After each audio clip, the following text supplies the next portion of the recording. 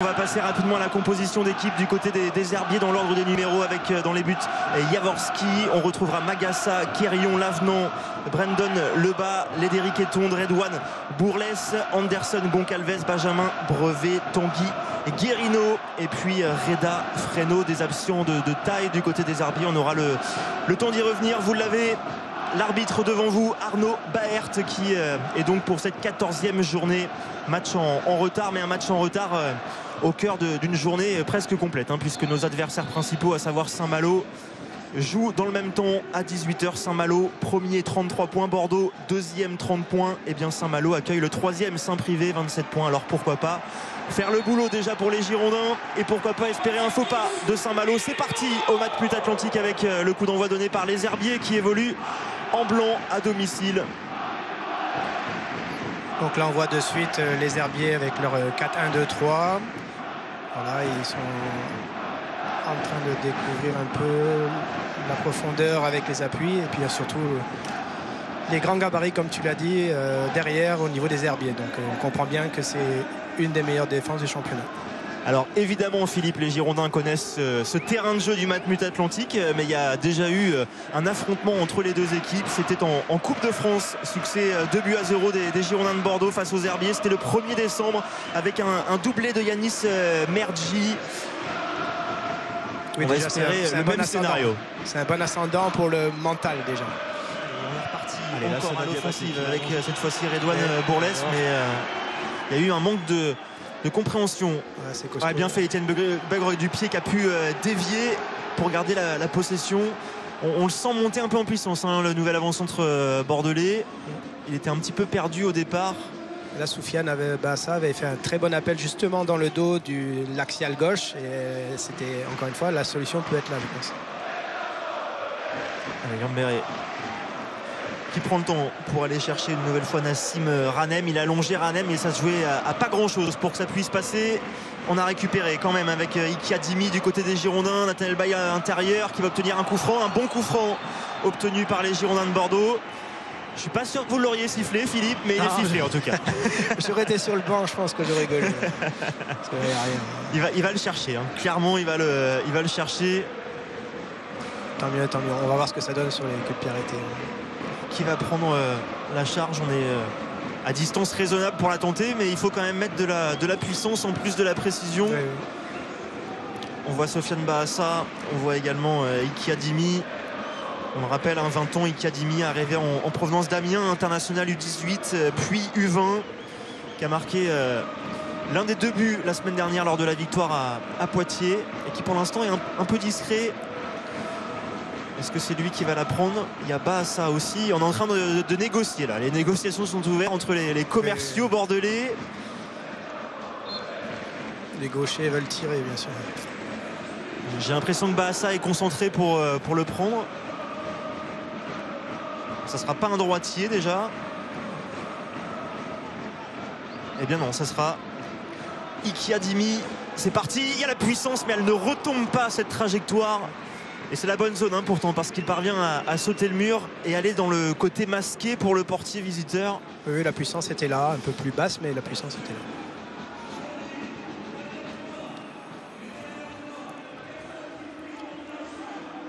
Allez, ne pas laisser un faux rythme se mettre dans cette partie. Ouais, là, il recommence le pressing, les Girondins, on va voir. On revoit au ralenti cette tentative, ce coup franc. Ils ont vraiment de très bons gelons, les Herbiers. Le latéral de Soufiane là-bas, il est pas mal aussi. Il monte, il vient à l'intérieur. Là, on le voit, il est à l'intérieur dans la surface. Voilà, il y a du monde dans l'axe. Attention, du côté des Herbiers, il faut la dégager. Bon vaillant. Heureusement, Trazier, encore une fois. Et le contre qui s'amorce et il est passé. Et il y a un bon contre, 2 contre 2 à jouer si jamais dans l'axe. Allez, mets-lui. Etienne Begre s'est glissé. Et le deuxième but, il est là, le deuxième but pour la recrue arrivée en provenance d'Amiens. Il a marqué la semaine dernière. Il remet le découvert aujourd'hui l'ouverture du score signé Yvan Ikiadimi pour les Girondins de Bordeaux. Magnifiquement bien servi par la recrue qui signe sa première aujourd'hui au Matmut Atlantique. Étienne Beugre, c'est ce qu'on appelle un mercato gagnant pour les Girondins de Bordeaux. L'un passeur, l'un buteur et les Girondins qui sont idéalement lancés avec cette ouverture du score. Ouais, ils ont bien exploité, les herbiers étaient en train d'attaquer, ils ont trouvé leur latéral qui était monté dans la surface et ils sont presque sur une situation de frappe. Derrière contre, petite erreur de défenseur. Et le gardien, vous le disiez, qui joue très très haut, le gardien, et on le voit, il est déjà quasiment aux 18 mètres. Ouais. Est-ce que du coup il met pas un peu la zone dans l'organisation défensive, parce que ça veut dire qu'il n'y a plus de solution derrière, hein. C'est quasiment lui qui est en position d'aller tacler sur sa ligne des 18 mètres. Et tu vois, on s'est retrouvé avec cette situation de la partie défenseur axial droit où le but vient de cette zone-là. Donc on est bien sur ce contre à cet endroit-là. 1-0 pour les Girondins de Bordeaux. Il y avait eu les deux situations juste avant, la tête de Beugre et puis le coup franc de cet homme Ikiadimi. Et bien c'est lui qui vient ouvrir le score en s'arrachant, en taclant. Ikiadimi qui vient déjà inscrire son deuxième but en 2 matchs sous ses nouvelles couleurs. Et on a vu Beugre trop vite, il faut qu'il prenne le temps. C'est bien comme ils font. Allez, un bon centre de Nathaniel Baye, pourquoi pas. Il va les défier pour l'instant son vis-à-vis. Ah, il en a fait peut-être un de trop. Et attention à ne pas s'exposer. Oh, la bonne talonnade pour aller orienter le jeu de l'Avenon. Ça repart là-bas. Tac. Et là, Guerrino, normalement, il mettrait un bon centre d'ici. Et le problème, c'est qu'il a qu'un joueur dans la zone. C'est ça, je pense que du coup, il est coincé, il est obligé de... Ah, oh, dommage. Il avait eu l'œil sur le centre en retrait. Oui. On voit bien l'Avenant et le latéral droit, les deux, plus Guerrino, c'est les 3 surveillés côté herbier. Allez, on reprend la construction avec Brevet qui a tenté d'allonger, c'est récupéré. Voilà, là, Beugre qui a trouvé Bassa, il est lancé, Sofiane Bassa. Contre encore. Il va y aller tout seul, non, il va la mettre à Étienne Beugre, peut-être la première pour Étienne Beugre, le parade. Ou le défenseur, mais il n'y a pas été. Il doit mettre en une, Le contrôle ne vous a pas plu, Philippe? Non, parce qu'il doit mettre en une, là, il est en pied droit, là, il doit la mettre en une, plat du pied, c'est plus surprenant. Après, s'il le met, tant mieux, mais bon, en une, il surprend tout le monde et le gardien, il se récule. Et ça qui attend le bon moment pour lui glisser. Il attend que la porte s'ouvre vraiment au plus possible. Et attention parce que du 2-0, on n'est pas loin du 1 partout avec cette offensive pour les Vendéens maintenant. Et là, il y a du monde dans la boîte avec le bon centre qui va être récupéré par Yambéré, heureusement. Allez, Sofiane Bassa, une nouvelle fois. Bien joué. Ouais, excellent. Allez, de nouveau. Et là, de nouveau, il faut que ça aille au 2 contre 1 à un moment donné. Allez, Ikiadimi, il est lancé. La vitesse, il va aller le défier. Il va lui glisser ou il va la frapper. Il va la frapper. Il y avait mieux à faire. Il y avait mieux à faire peut-être. Il peut, mais bon, il est plein axe. Donc c'est vrai que s'il apprend bien, il peut. Je vois bien, il vise le petit filet. Là, il a pas réussi à le faire comme il voulait, mais dans l'idée, il est plein axe. Il est à 20-25 mètres, pas plus. Il est toujours contre 2 Vendéens. Il est passé. Est-ce qu'il va obtenir un corner? Non. Et il va récupérer le ballon. Ne pas la sortir. Ah, on est dans la gestion du chrono. Ça peut durer longtemps comme ça. Ah, dommage, il ne l'a pas ressorti au bon moment. Allez, il faut la laisser ici, ne pas s'exposer à une ultime situation pour les Vendéens, ne pas la perdre. Attention le contre. Et attention parce qu'il peut y avoir une bonne situation à jouer encore à droite. Non. Ouais, c'est bien lu et mal réalisé par les Vendéens. Bien lu par Trichard, mal réalisé par les Vendéens. Et encore une situation pour Ranem et les Bordelais. Yambéré. Ouais, je pense que c'est un match qui peut être maîtrisé par les Girondins. S'ils ne font pas de ballon long, je pense qu'il ne faut pas qu'ils fassent de ballon long. Ils prennent le temps, il faut qu'ils fassent sortir les herbiers. On le sait, c'est une très bonne défense, mais si le bloc offensif il est obligé d'aller les chercher, la défense va être amenée à être sur des contre-attaques des Girondins à terre. Et on l'a vu 2 fois à terre, 2 occasions, dont un but. Et là on prend le temps, c'est vraiment la passe à 10, on ne veut pas perdre le ballon. C'est exactement ça qu'il faut faire. Soufiane Bassa qui va ressortir carrément. Allez, il peut y avoir une situation, pourquoi pas, dans le cœur du jeu. Soufiane Bassa, est-ce qu'il est hors jeu? Non, a priori. Allez, un bon centre pour Étienne Beugre, pourquoi pas. Étienne Beugre la tête, c'est récupéré par le portier Nathan Jaworski, mais dans l'intention, c'était plutôt très bien. Et le bon appel de Beugre qui a été se faire un petit peu oublier. Il y aura 1 minute minimum de temps additionnel.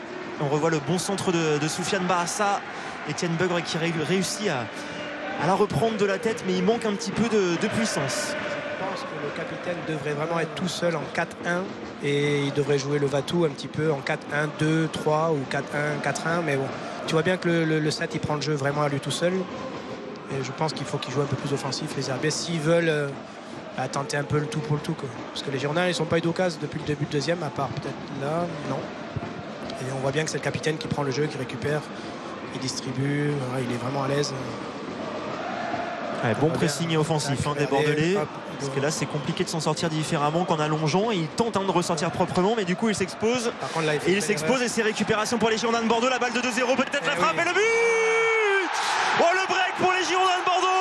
On le disait que le pressing offensif il allait payer. La récupération, et c'est Thomas Trazier qui est à la conclusion. Le but du break pour les Girondins qui vont évidemment célébrer au pied du virage sud et des Ultramarines. L'ambiance de folie, forcément 2-0 pour les Girondins de Bordeaux qui reviennent, on le rappelle, à 1 point de Saint-Malo tenu en échec pour l'instant.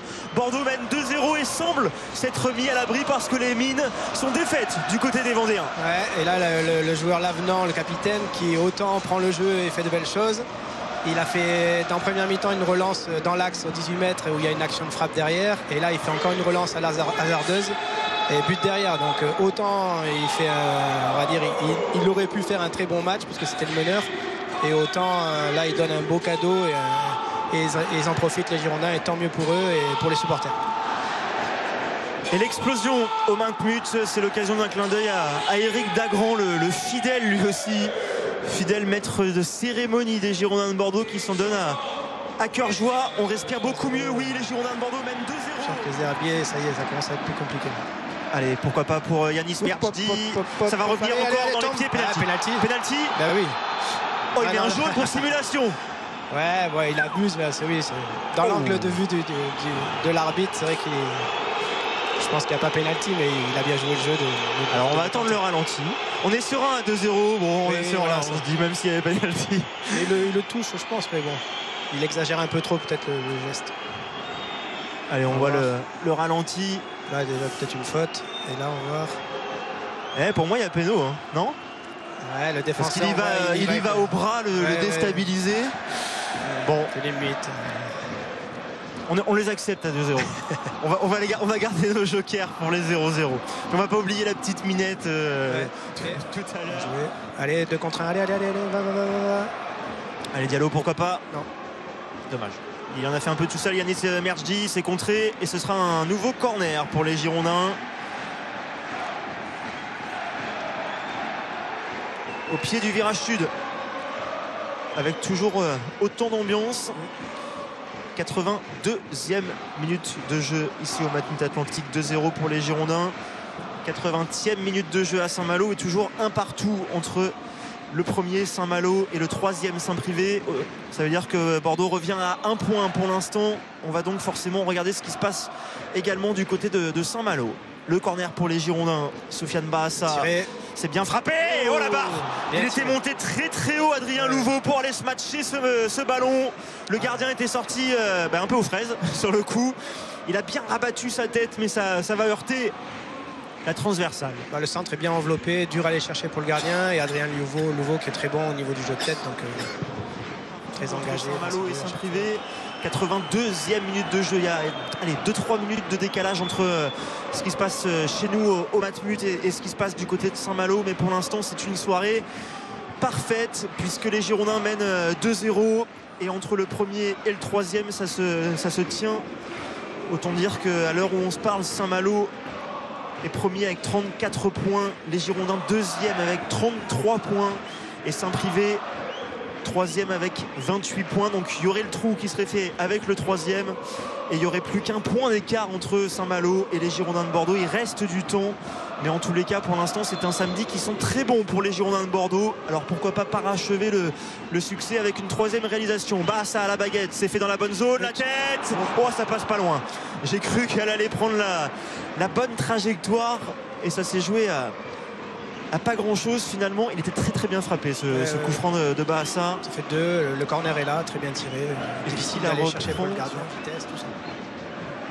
L'énorme occasion pour les Girondins de revenir à 1 point. Le contrat est rempli, les Girondins de Bordeaux s'imposent 2-0. On le rappelle, les réalisations d'Ikia Dimi qui inscrit son premier but sous les couleurs, son deuxième but en 2 semaines sous les couleurs girondines, lui qui est arrivé en provenance d'Amiens, et puis Thomas Trazier en seconde période qui a permis aux Girondins de faire le break. La victoire 2-0 des Herbiers. On va profiter et remercier encore toutes les équipes de TV7. On va vous faire profiter de la joie des Girondins de Bordeaux en attendant l'officialisation du résultat de Saint-Malo, parce que c'est peut-être un tournant de la saison. Les Girondins étaient très loin.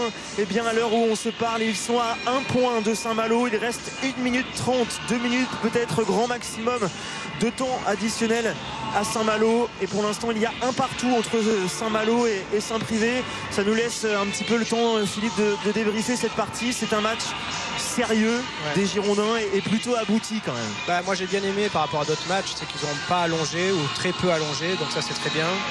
Et ils ont joué le jeu, ils ont été pressés. J'ai bien aimé le milieu assez libre. J'ai bien aimé Depucet qui était milieu offensif. Et après, ils ont été dans une bonne maîtrise, pas trop mis en difficulté, à part des buts de première et des buts de deuxième. Mais après, le jeu était propre. Et c'est vrai que c'est ce jeu-là qui peut les amener au-dessus.